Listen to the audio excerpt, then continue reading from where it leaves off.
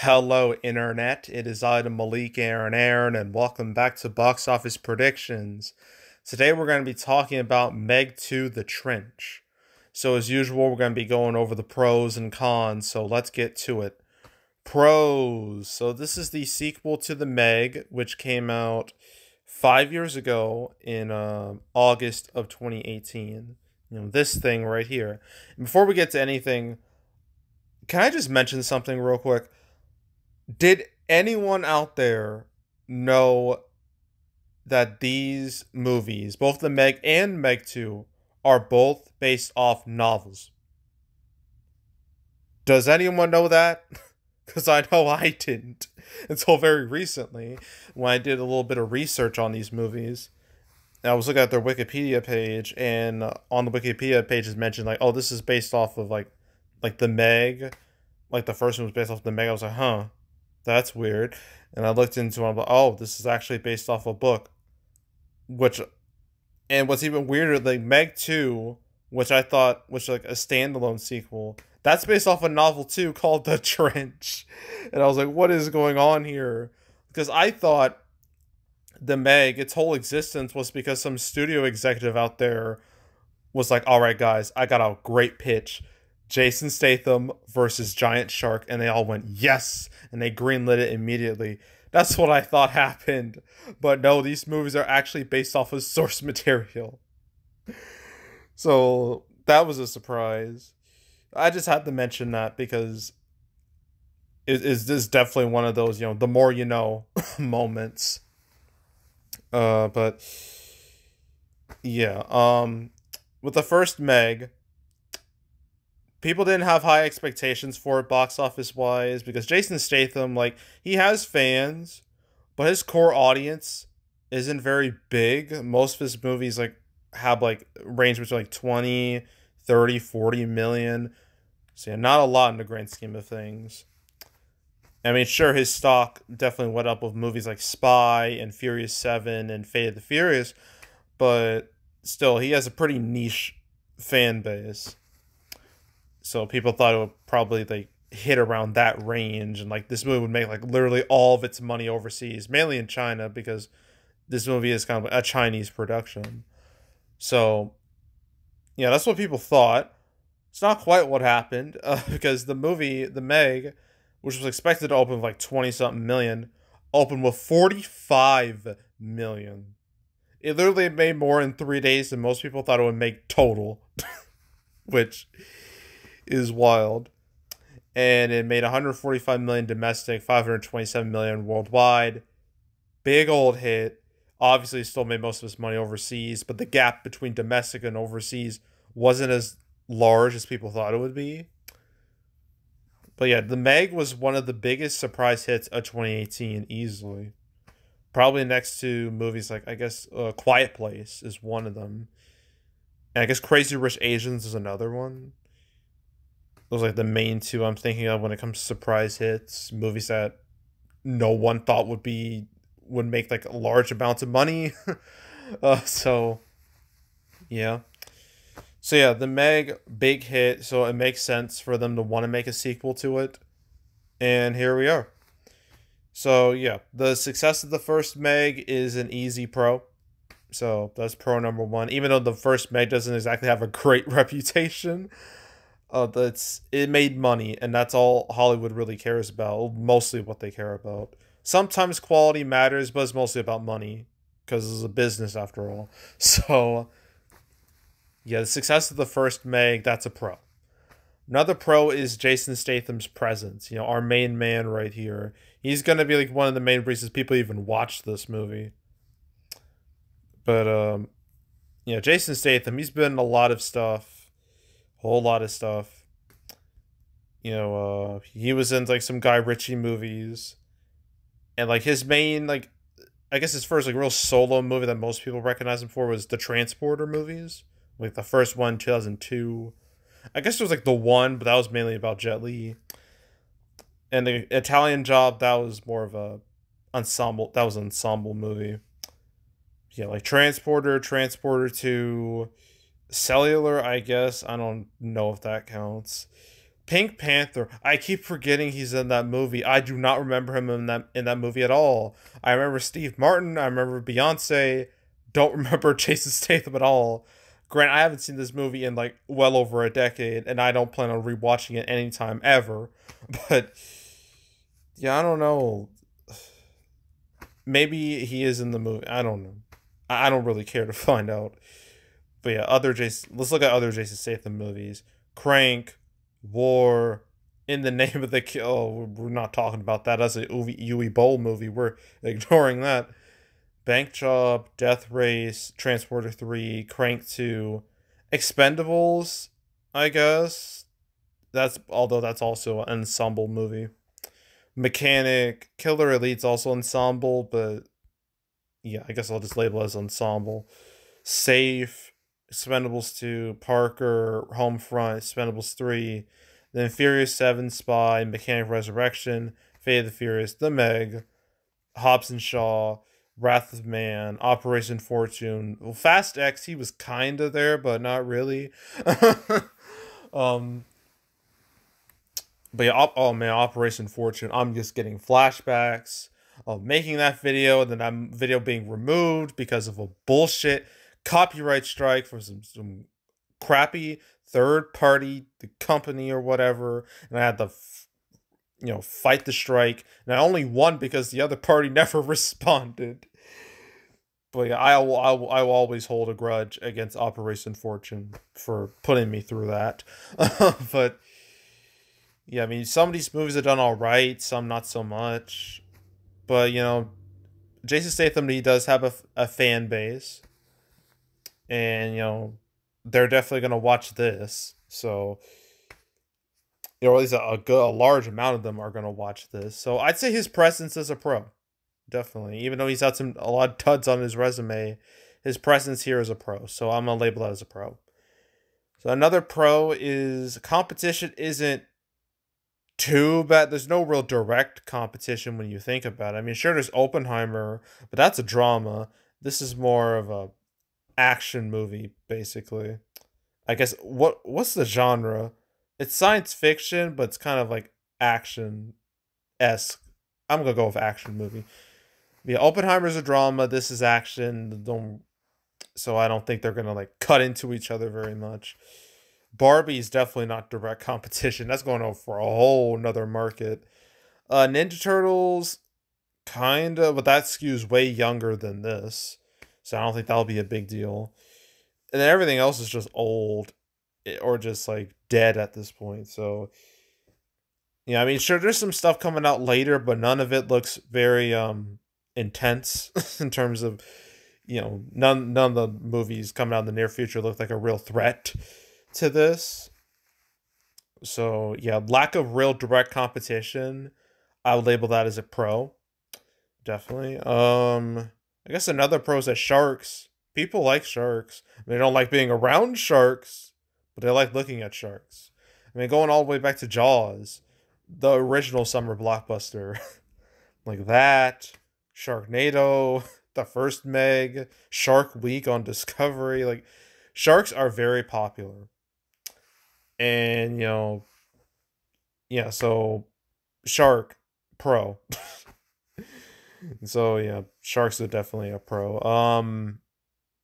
I think that's really it with pros. I literally can't think of anything else.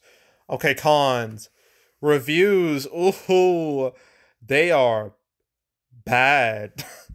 I mean, like, I knew they were going to be bad because, like, the review embargo for this lifted so damn late. Like, literally, there were no reviews out there, like, it's like mere hours, or maybe even, like, after the movie released on Thursday, like, for Thursday previews. When that happens, run. That is never a good sign. And reviews were coming in, they were awful. It got real bleak one point where it was like I think it's like the single digit range. I was like, Jesus Christ. I haven't seen a movie score this low in forever.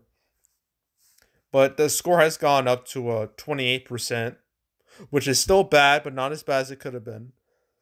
But yeah, the 28%, that's not going to sell this movie at all. The audience score is at a 69%. I know, laugh. I can hear you laughing because you heard the funny number. But that 69%, that's not good for a movie like this. Because a movie like this is supposed to be like an audience friendly movie where audiences enjoy themselves watching like all the carnage on screen. You know, watching a shark just mess everybody up. Like people find it entertaining. So if you don't entertain those people, like, what are you doing? Like, what's the point? So yeah, 69% is really low. This movie should have happened at least like in the 90s at least, but at 69%, that is not good. You wanna know what else is not good? It's Cinema Score, which is out now. It's a B minus, which tells me word of mouth is toxic for this. I mean, like the first Meg comparison I'm looking up here has a B plus, so yeah, I think that's a problem. So yeah, I mean, I sure like. Well, I guess one card. Well, it's kind of like a horror movie, but it's not. It doesn't feel like a horror movie. It feels more like an action. Like even like horror movies. Like if a horror movie got a B minus, that'd be like above average because horror movies have a really rough time with cinema score. But this isn't a horror movie. Well, isn't like a real horror movie. As far as an action movie, for an action movie to get a B minus, that's horrible. You have failed at your job clearly. So yeah, critic score, audience score, cinema score, bad across the board. So con number one, all the scores being bad. Another con is that we live in a Barbenheimer world.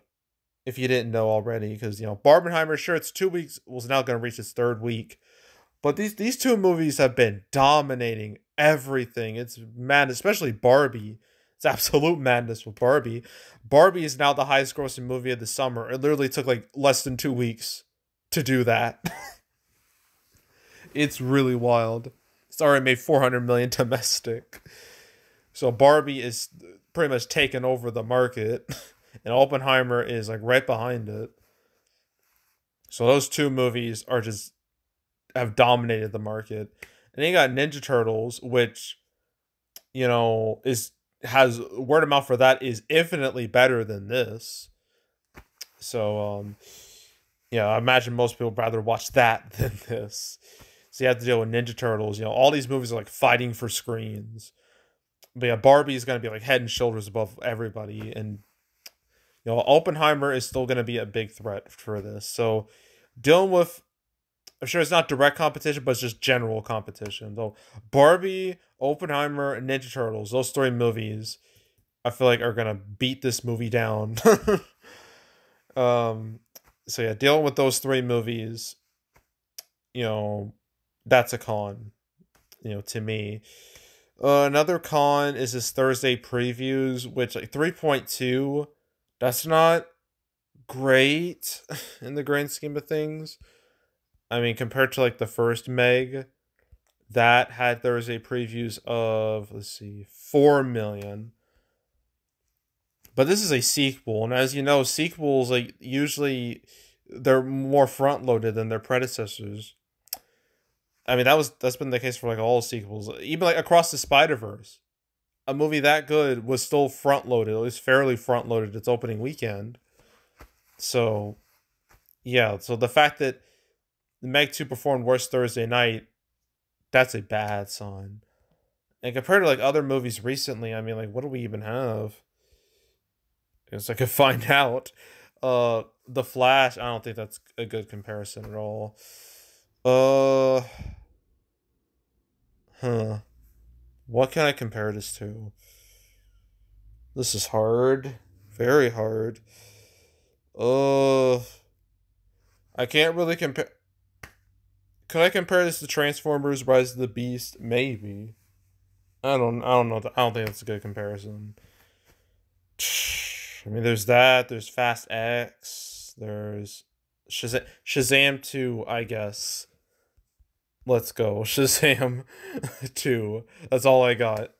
It just popped into my head. I mean, both are Warner Brothers movies, so I guess it's kind of ideal. But Shazam 2, ooh, that had a Thursday preview of, I think it was around the same 3.4. Yes, 3.4.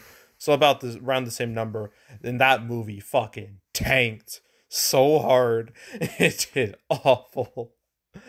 Absolutely horrendous. I don't know if the Meg 2 is gonna do as bad. It won't do as bad worldwide. I doubt that. But yeah, and Shazam 2 only opened like 30 million, so that's it's not looking good. So for Meg 2. So yeah, Thursday previews I would label as weak. So that's a con. And is there anything else? I think I mentioned like all the main points. Yeah. Yeah, all the main points. So opening weekend, obviously it's not gonna reach the same heights as its predecessor. That no, it would take a miracle for that to happen, but that's not gonna happen at all. This is clearly one of those like lightning, like it's like the studio really wanted lightning to strike twice, and it just refused to happen. I feel like that's just what's happening here.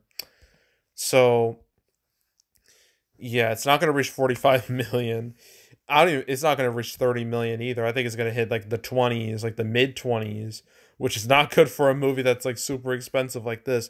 I think the budget for this movie was like 130. So, yikes. Let me check. The Meg 2. What is the budget? 129 million, so basically 130. So yeah, mid 20 range. I'm going to say 25 million is the number I've been seeing. I'm like, I guess that's fair. I'm gonna go with 25 million, give or take like a million above or below. It's 25 million opening weekend. And it's total. This movie's gonna be very front loaded. I do not see long legs for this at all. I think it's going to burn out really fast. 60 million or less. You know what? Yeah, 60 million, 55 to 65 million final total. I'm going to go with that, which is pretty embarrassing compared to its predecessor. But overseas should save it. Realistically, particularly China should save it. So, yeah, but yeah, this movie is not looking good. I didn't even mention like the marketing campaign. It was kind of weak. You think Warner Brothers would have tried harder with it, but I guess they spent all their money on Barbie, and they're just like, "Uh-oh, what do we do?" I'm like, "Yeah, Barbie will make 1 billion. We can just sacrifice these other movies. We'll be fine." So, yeah, and I should also mention that this movie is called Shark 2 in some other countries, which that name is hilarious. Like Shark 2. Sounds like a parody title or something. That's so I thought might as well mention that too because I thought it was funny. But yeah, so that's Meg 2, and that's the weekend because I already talked about Ninja Turtles on Wednesday. So yeah, and Ninja Turtles, it's doing okay right now. I suspect it'll probably reach like 40 plus million for like the 5 day start, which is solid. It's not great, but it's not terrible either. It helps that the movie was kind of cheap. It was like 70 something $million. So, you know, compare like this budget was way more responsible than most of the summer movies out there. So yeah. That's it for the weekend. Next week, we're doing Last Voyage of Demetria. I was supposed to do Gran Turismo, but those plans changed because now that's all the way in the 25th of August. And from what I've heard recently, talks between like the writers' strike, like the WGA and like the studios, they have not reached like any agreement, so the strike is going to go on indefinitely. So expect more shenanigans with the calendar any day now. So yeah, but next week, Last Voyage of Demeter will be coming out. Nobody cares about it, but I have to talk about it anyway. So stay tuned for that. I might as well mention the rest of August because there's not much out there. There's Blue Beetle, which is expected to be a huge bomb. Strays, which could do well, maybe. And then Gran Turismo, I don't know. And then The Hill and Retribution, they're just there. And that's what the rest of August looks like. It's pretty weak. It's not as pathetic as it was last year, so at least there's that. But yeah, so that's it. That's all. Make sure to subscribe, like this video, leave a comment, turn notifications, share the whole drill. We'll check out more videos like this. Got playlists on the homepage, all previous prediction videos I made this year, in the past few years. You want to watch any of those videos, go right ahead. There's also the canceled series where I go over all the movies that were supposed to come out but didn't. I covered Meg 2 one time, and that was episode 112. I talked about it alongside, there's quite a list here, DC League of Super Pets, Black Adam, The Flash, Aquaman 2, Shazam 2, and Wonka. So a bunch of all Warner Brothers stuff. Yeah. I think that was like the one movie that like got a date. Everything else like changed. So yeah. Yeah. So I talked about it there, and that was it. The one time I talked about it. I've now made 200 episodes of Canceled. That number is going to increase any day now because this strike isn't going to end anytime soon. And obviously that's going to cause more problems with like production, and not to mention the actors strike. Like if it's just a writer's strike, you can kind of work around that. But with an actor strike alongside, you can't do anything. So I have a strong feeling the release schedule for like the later part of this year is going to crumble entirely. I think that's going to happen now. But we haven't had any official announcements yet, but it's only a matter of time. So if you want to watch any of the past 200 episodes I made of Cancel, you can binge it all from beginning to now. I highly encourage you to do that, so go do it. There's also box office recaps where I go over the box office results for any particular month. July recap will come out next week. I can't tell you what day, but it will be next week.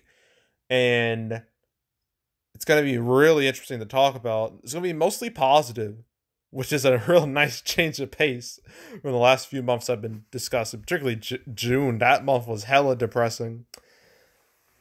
But yeah, July, it was a wild month to say the least. So that'll be fun to talk about. So stay tuned for that. But if you want to watch any of the past recap videos I made on the channel, you can go right ahead.